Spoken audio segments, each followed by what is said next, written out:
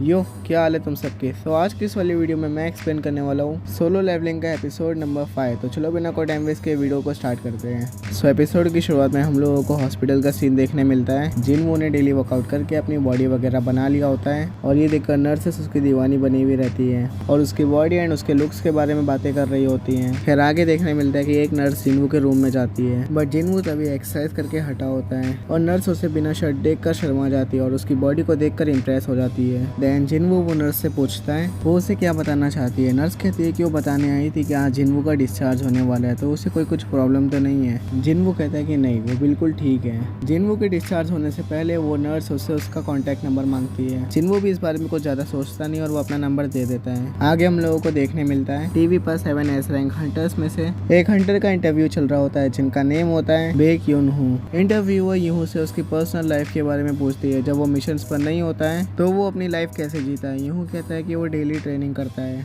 और उसे daily training भी करनी पड़ती है। अगर वो नहीं करेगा तो उसकी इंस्टिंक्ट स्लो हो जाएंगी। वेल ये इंटरव्यू जिना भी देख रही होती है। देन जिना देखती है कि वो स्कूल के लिए ऑलरेडी लेट हो गई है, तो वो जिनवू को आवाज देती है। जिनवू आता है तो जिना देखती है कि जिनवू की हाइट भी बढ़ गई है और उसके एब्स भी बन गए हैं। तभी जिना जिनवू से पूछती है कि क्या वो एक्सरसाइज कर रहा है। जिनवू कहता है कि हाँ थोड़ी बहुत। तो जिना कहती है कि जिनवू की हाइट भी बढ़ गई है, तो क्या ये सब उसकी ट्रेनिंग का रिजल्ट है। तो इसका मतलब है कि लड़कों की हाइट बड़े होने के बाद भी बढ़ती है। और फिर जिना जिनवू को बाय बोल के चली जाती है। देन जिनवू देखता है कि उसकी डेली क्वेस्ट के गोल में से 10 किलोमीटर रनिंग अभी भी बाकी है। तो जिनवू कहता है कि वो रनिंग बाद में कर लेगा। तो जिनवू देखता है कि उसके मसल्स भी काफी बढ़ गए हैं और ये सब उसके एबिलिटी स्टैट्स की वजह से है। और जिनवू कहता है कि अगर वो ऐसी ट्रेनिंग करता रहा तो एक दिन बॉडी बिल्डर बन जाएगा। और इतना कह करके वो हंसने लगता है। अब जिनवू देखता है कि उसके पास अभी भी कुछ पॉइंट्स बचे हैं, तो जिनवू सोचता है कि अब उसे क्या करना चाहिए। वो अपनी स्ट्रेंथ को बढ़ा सकता है डैमेज इंक्रीज करने के लिए, लेकिन वो अगर अपने टारगेट को हिट नहीं कर पाया तो ये पॉइंटलेस है। और उसे अपनी एजिलिटी को भी बढ़ाना चाहिए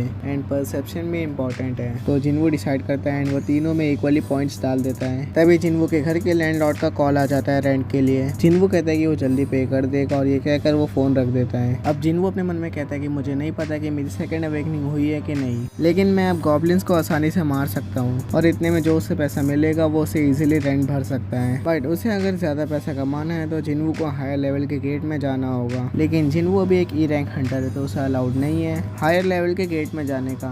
तो जिनवू सोचते है कि क्या उसे वापस से अपनी पावर्स चेक कराने जाना चाहिए, बिकॉज अगर जिनवू का रैंक बढ़ जाएगा तो वो इजीली हायर लेवल के गेट में जा सकता है। बट इससे जिनवू को काफी सारी अटेंशन मिल जाएगी, बिकॉज सेकंड अवेकनिंग वाले हंटर्स बहुत रेयर होते हैं और आज तक ऐसा कोई हंटर नहीं है जिसके लेवल अप होने पर उसकी पावर्स भी इंक्रीज हो जाती है। और ये बात अगर लोगों को पता चल गई तो उसके पास अननेसेसरी अटेंशन इकट्ठा हो जाएगी और मीडिया वैसे भी बहुत अनोइंग है।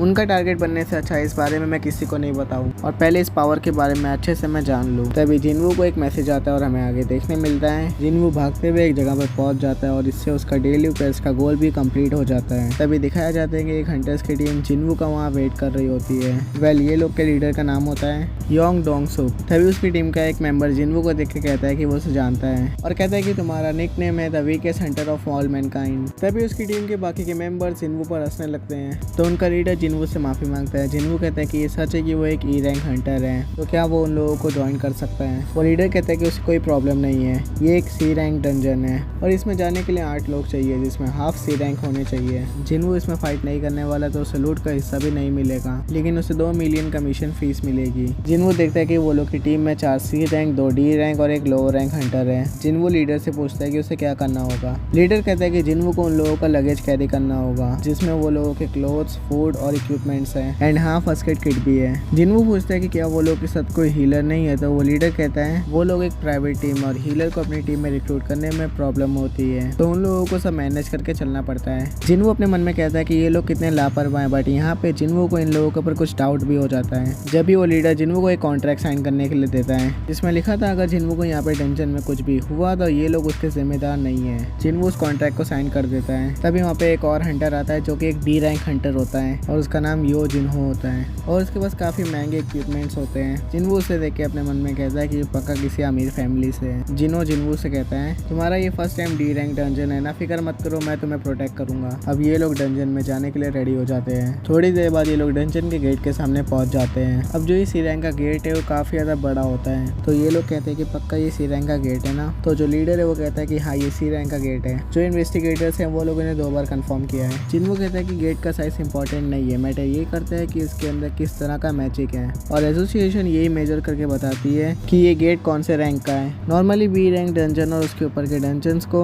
जो बड़ी गिल्ड्स होते हैं वो लोग हैंडल करते हैं, लेकिन सी रैंक डंजन इतना डेंजरस नहीं होता है। जिनो जिनवू को कहता है कि जिनवू को डंजन के बारे में काफी कुछ पता है। जिनवू कहता है कि वो काफी टाइम से हंटर है, इसीलिए उसे इस बारे में पता है, लेकिन सी रैंक डंजन में वो भी फर्स्ट टाइम जा रहा है। और फिर सभी लोग उस डंजन के अंदर चले जाते हैं। अब यहाँ डंजन में लाइट बिल्कुल भी नहीं होती तो ये लोग लाइट जलाते हैं। अब वहाँ कोई मैजिक बीस्ट भी नहीं होता है तो जिनवू अपने मन में कहता है, ये जगह देखकर उसे कार्टिनॉन टेम्पल की याद आ गई। जिनो जिनवू से पूछता है ये इल्यूमिनेंट सैंडस्टोन क्या होता है। जिनवू बताता है कि इल्यूमिनेंट सैंडस्टोन एक तरीके का स्टोन होता है जो ग्लो होता है एंड इससे केव एंड डंजन में अंधेरा नहीं रहता है। जिनो कहता है कि मैजिक जेम्स मैजिक बीस्ट में से मिलते हैं और माना क्रिस्टल डंजन में से कलेक्ट करे जाते हैं एंड लुमिनेंट सैंडस्टोन से केव में लाइट रहती है। ये थोड़ा कंफ्यूजिंग है ना। जिनवू कहता है कि तुम जल्दी सीख जाओगे। अब ये लोग चलते चलते एक जगह पर आ जाते हैं जहाँ काफी सारे टनल्स होते हैं, लेकिन अभी तक ये लोग को कोई भी मैजिक बीस्ट नहीं दिखा होता है। अब जिनवू ध्यान से सुनने लगता है और अपने मन में कहता है वो मैजिक बीस्ट यही है, लेकिन वो सामने नहीं आ रहे हैं। अब जिनवू सोचता है इतने अंधेरे में ग्रुप की तरह भागना और उस तरफ जाना जहाँ लाइट है, इसका मतलब ये इंसेक्ट टाइप मैजिक बीस्ट है।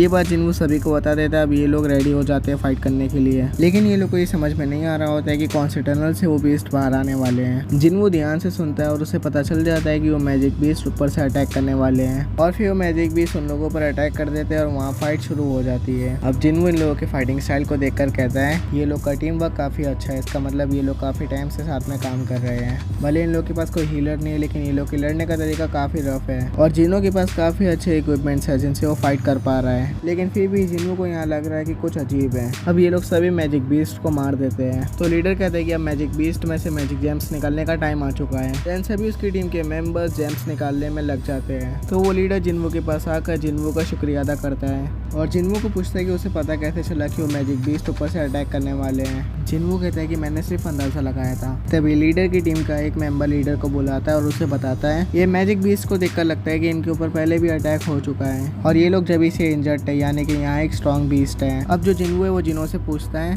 तुम्हारी स्वॉर्ड और शील्ड एक्सपेंसिव है ना। जिनो कहता है हाँ, तो जिनवू कहता है अच्छा रहेगा, तुम थोड़ा संभल कर रहो। अब आगे हम लोग को व्हाइट टाइगर गिल्ड का सीन दिखाया जाता है जहाँ कुछ लोग जिम कर रहे होते हैं और तभी वो पूरा रूम हिलने लगता है और दिखाया जाता है गिल्ड मास्टर युनहो ट्रेनिंग कर रहे होते हैं। आगे देखने मिलता है कि जिनवू एंड बाकी सब काफी देर से चल रहे होते हैं एंड जिनो जिनवू से पूछ रहा होता है कि वो ठीक है ना। जिनवू कहता है कि हाँ, बिना फाइट करे पैसे मिल रहे हैं, किसे बुरे लगेंगे, लेकिन ये डील कुछ ज़्यादा ही अच्छी और ऐसा लग रहा है कि यहाँ कुछ तो गड़बड़ है। अब जिनवू को यहाँ पे मिस्टर सॉन्ग की कुछ बात याद आती है, लेकिन जिनवू इस बारे में कुछ ज़्यादा सोचता नहीं है। अब ये लोग आगे आते हैं तो देखते हैं कि और मैजिक बीस्ट यहाँ पे मरे हुए हैं, जिससे ये लोग को समझ में आने लगता है कि आगे बॉस है। अब आगे देखने मिलता है कि रास्ते के बीच में काफ़ी सारे स्पाइडर वेब्स होते हैं जिससे ये लोग काटते हुए आगे बढ़ रहे होते हैं। अब ये लोग उसे क्लियर करके आगे आते हैं और देखते हैं कि वहाँ हद से ज़्यादा माना क्रिस्टल्स होते हैं, इतना कि ये लोग इसे बेचकर बिलियनियर तक बन सकते हैं। और ये देखकर जो लीडर है वो सोचता है वो अपनी अब टीम बनाएगा और बाकी लोग माना क्रिस्टल्स को आपस में बांटने की बात कर रहे होते हैं। तभी जो जिनो है वो जिनवू से उसका कॉन्ट्रैक्ट देखने के लिए मांगता है। अब जिनो जिनवू का कॉन्ट्रैक्ट पढ़कर लीडर से कहता है जिनवू के कॉन्ट्रैक्ट के अकॉर्डिंग उसे कोई भी लूट का हिस्सा नहीं दिया जाएगा,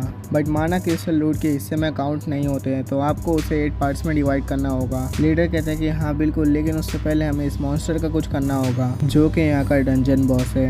लीडर कहता है कि डंजन बॉस को हराने से पहले हमें माना क्रिस्टल्स को निकाल लेना होगा, बिकॉज डंजन के बॉस को हराने के बाद गेट बंद हो जाएगा। हम लोग लकी हैं बिकॉज अभी ये सो रहा है, तो चलो जल्दी से क्रिस्टल्स को माइन कर लेते हैं। देन वो लीडर अपनी टीम के मेंबर से टूल्स के बारे में पूछता है तो वो कहता है कि उसने सोचा नहीं था कि यहाँ इतने सारे माना क्रिस्टल्स होंगे, इसीलिए उसने टूल्स को कार में ही छोड़ दिया था। अब वो लीडर जिनवू और जिनो से कहता है कि तुम दोनों यहीं रुको, हम टूल्स लेकर आते हैं और मुझे मेरी टीम से कुछ बात भी करनी है। वैसे फिक्र करने की जरूरत नहीं है, वो मॉन्स्टर अभी सो रहा है। तो हम लोग टूल्स लेकर जल्दी आते हैं। वो इतना कहकर अपनी टीम के साथ में जाने लगता है, बट तभी जिनवू अपने मन में सोचता है कि रूल्स के अकॉर्डिंग सी रैंक के डंजन में जाने के लिए 8 लोग चाहिए रहते हैं, तो अभी मुझे और जिनवू को छोड़कर वो लोग की टीम में 6 लोग ऑलरेडी हैं और उसने कहा था कि वो लोग हमेशा ऐसे मैनेज करते हैं। इसका मतलब वो लोग पहले भी सी रैंक के डंजन्स में जा चुके हैं, तो ऐसे तो ये लोग की टीम में ऑलरेडी 8 मेंबर्स होने चाहिए थे ना। अब इसके आगे जिनवू कुछ कह पाता तभी वो लोग अपने असली रंग दिखा देते हैं और वो लीडर अपनी टीम के मेंबर से कह करके एंट्रेंस को बंद करा देता है। जिनो कहता है कि वो लोगों ने हमें धोखा दे दिया। जिन्वू कहता है कि जैसा कि मैंने सोचा था। तभी जिन्वू को मिस्टर सॉन्ग की बात याद आती है। मिस्टर सॉन्ग ने जिन्वू को बताया था कि तुम कभी ऐसे लोगों से भी टकराओगे जो बहुत गिरे हुए होंगे। ये काम सच में बहुत डेंजरस है और इसमें एक्सीडेंट्स भी होते रहते हैं, और अगर कोई एक्सीडेंट हो भी जाता है तो भी इस बारे में किसी को बताया नहीं जाता है, बिकॉज क्राइम रेट वैसे भी बहुत ज़्यादा है और डंजन में वैसे भी कोई CCTV कैमरा नहीं होते हैं, तो कोई अगर मर भी जाए तो उसका कोई एविडेंस नहीं होगा।